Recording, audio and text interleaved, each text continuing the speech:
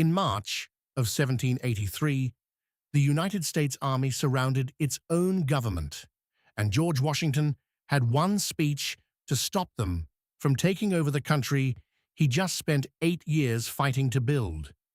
This isn't a story you learned in the school. It's the moment America almost became a military dictatorship before it even had a constitution. And the only thing that stopped it was one old man putting on his glasses. I'll explain exactly what that means in a minute. But first, you need to understand how bad things had gotten. By 1783, the Revolutionary War was basically over. Britain was ready to negotiate. America had won. But there was a problem. Congress hadn't paid its own army in years. Under the Articles of Confederation, the government that ran America before the Constitution existed, Congress had no power to tax anyone. It could only ask states nicely for money, and the states mostly ignored it.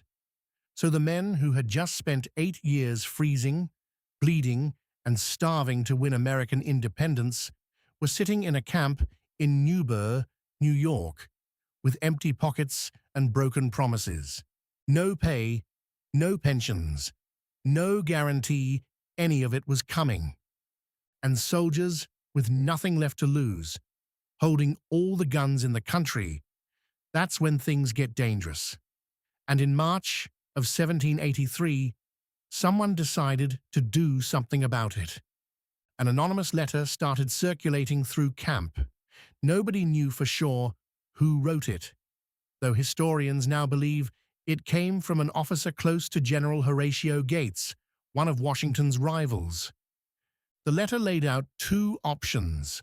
If the war restarted, abandon the fight and let the country defend itself. If peace was signed, march on Congress, take the money by force. Either way, the message was the same.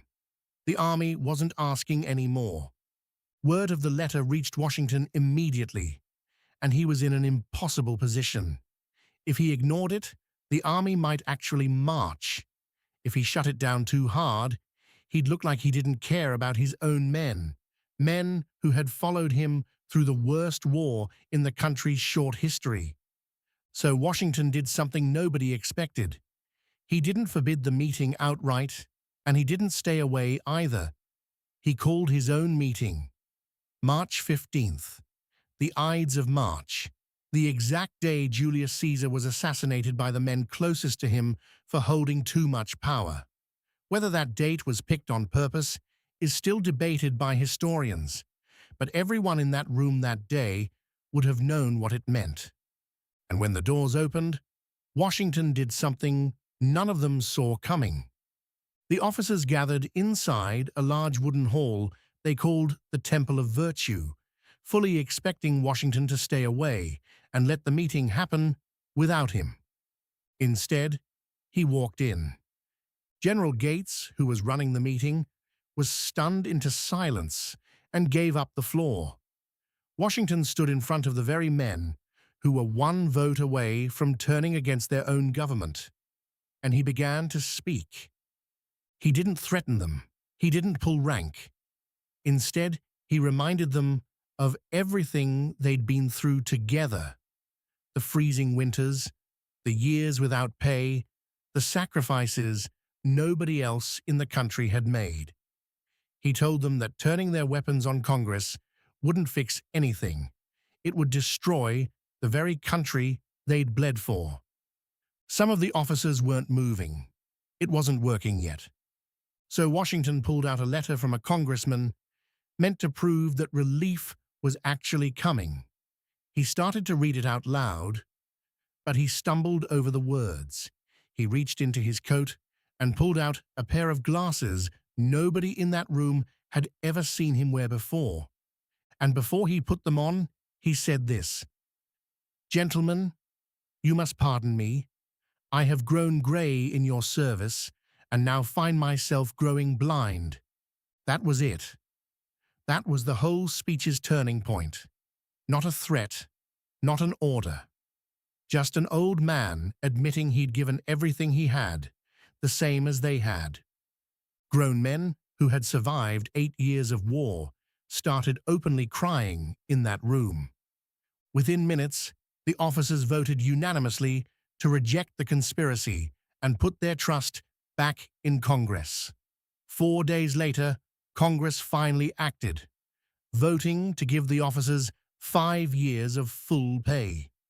The coup was over before it started. Historians still call this one of the most important moments in American history that almost nobody's heard of, because if it had gone the other way, the United States might have become a military dictatorship before it ever became a democracy. The Constitution wouldn't have mattered. Elections wouldn't have mattered. One army with one general at the front of it would have decided everything. Instead, Washington chose to hand power back to a broke, disorganized government instead of taking it himself. A few years later, he did it again, walking away from the presidency after 2 terms when he could have stayed in power indefinitely. That decision, made in a wooden hall in Newburgh, New York, is part of the reason the American presidency isn't a monarchy today. If you didn't know this story before today, you're not alone. It's one of the most underrated moments in American history.